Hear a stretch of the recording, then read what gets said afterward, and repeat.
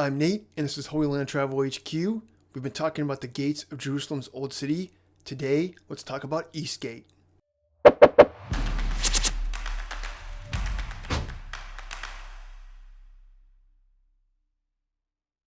East Gate is often counted among the so-called gates of the Old City, even though it's sealed up. There are other gates in the wall that are often not referred to as gates of the Old City. These include the Huldah gates, which are sealed, and the Tanner's Gate, which is not sealed.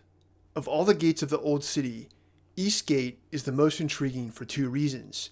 The first is its connection to biblical prophecy, and the second is its dating. But before we go any further, we need to discuss the names associated with the gate.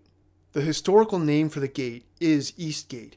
This is the name that Nehemiah gives it in Nehemiah 3:29. The gate is also known as Golden Gate, the Gate of Mercy, and the Shushan Gate. For the sake of simplicity, I will refer to the gate as East Gate. The Hebrew name for the gate is Sha'ar HaRashamim, or the Gate of Mercy. Muslims have two names for the gate, one for each passageway. The northern passage is named Bab al-Tawbah, or the Gate of Repentance. The southern passage is named Bab al-Rahmah, which means Gate of Mercy. The Christian name for the gate is Golden Gate. This name developed in a roundabout way. In Acts 3, Peter and John go up to the temple to pray, and they find a man begging next to the temple gate called Beautiful. The Greek word for beautiful is oreios. As Christianity spread in Europe, many Latin-speaking pilgrims headed to the Holy Land to visit Jerusalem. The Greek word oreios sounds very much like the Latin word aureolus, which means gold or golden. Many scholars believe that Peter and John were actually up on the Temple Mount, though, not at East Gate.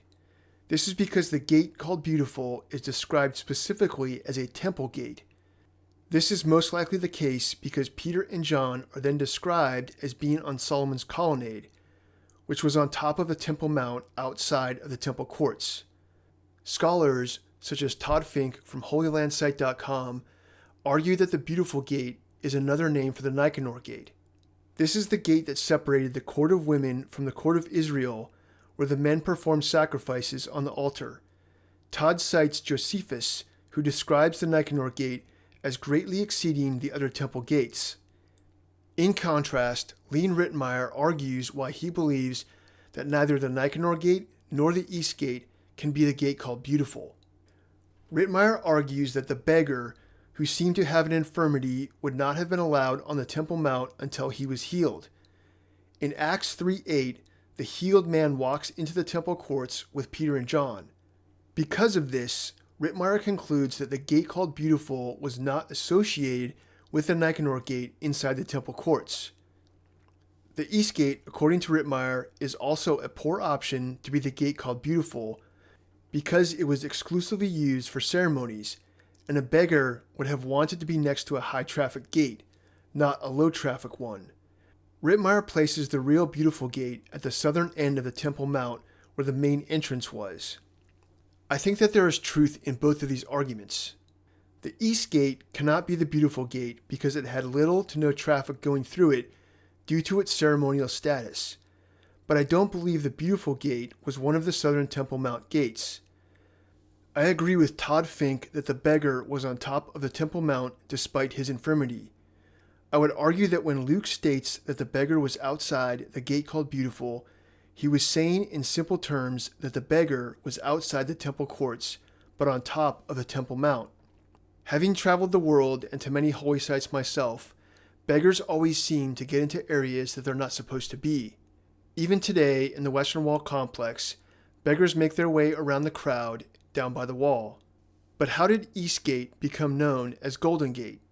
I would argue that after the Romans destroyed the temple and tore down Nicanor Gate, Latin-speaking Christians associated East Gate with the Beautiful Gate because it faced east. The temple and the Nicanor Gate specifically faced east, and without a temple anymore, Jews and Christians presumably went to the next best thing.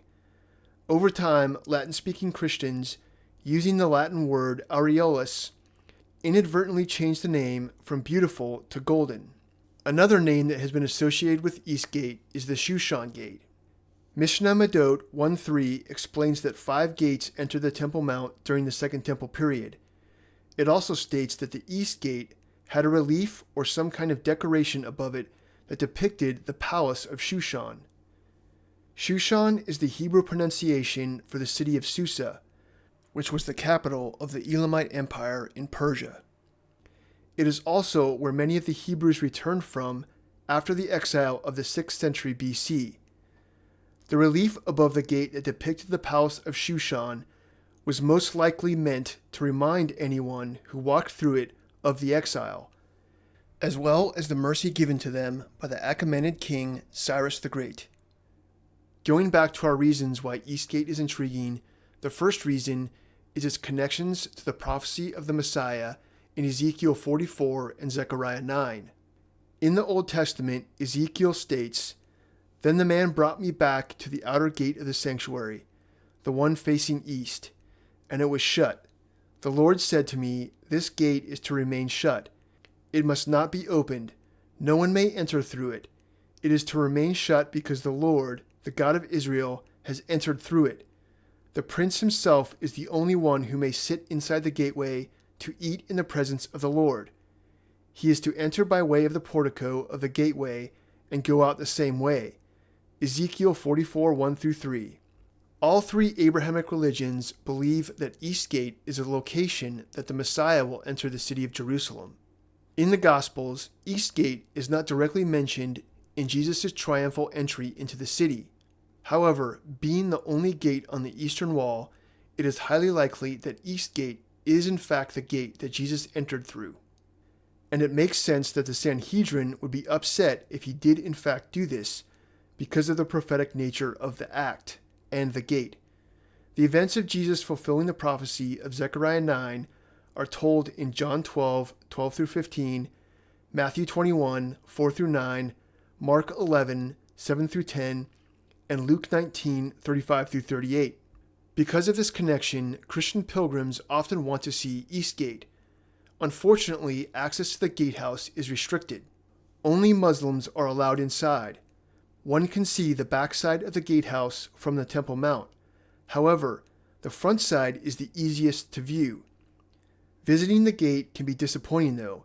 If the Muslim cemetery outside the eastern wall isn't a deterrence, then the iron fence around the gate will be. The fence hasn't been there long though, as it was erected in 1978. Many tour guides will tell you that the Muslim cemetery is next to the eastern wall of the Temple Mount to prevent the Jewish Messiah from entering the city. In Muslim, Jewish, and Christian prophecy, the Messiah will come from the east to enter Jerusalem. As the story goes, Muslims started the cemetery because they think that it will prevent the Jewish Messiah from entering the city. Jewish religious tradition states that dead bodies are unclean, thus the bodies in the tombs will make the Messiah unclean as he passes through the cemetery. However, as Christians, we know that whatever is unclean, Jesus will make clean. Jesus entered the city through Eastgate before without any problems, and he's going to do it again.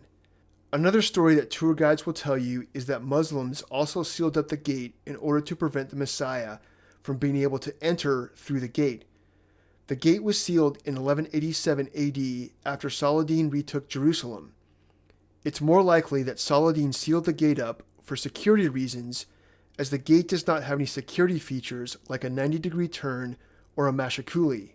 The second reason for the intrigue surrounding Eastgate is its dating. Whereas the dating of the other gates has been rather forthright with plaques and architectural analysis, Eastgate has several layers of history to it. Eastgate was clearly not built by the Ottomans under Suleiman the Magnificent. However, we do know that he built a watchtower on top of it. The decorative arches on the backside indicate that the gatehouse was built during the early Islamic Umayyad period, so roughly the 7th century AD, but the gatehouse isn't as intriguing as what lies underneath it.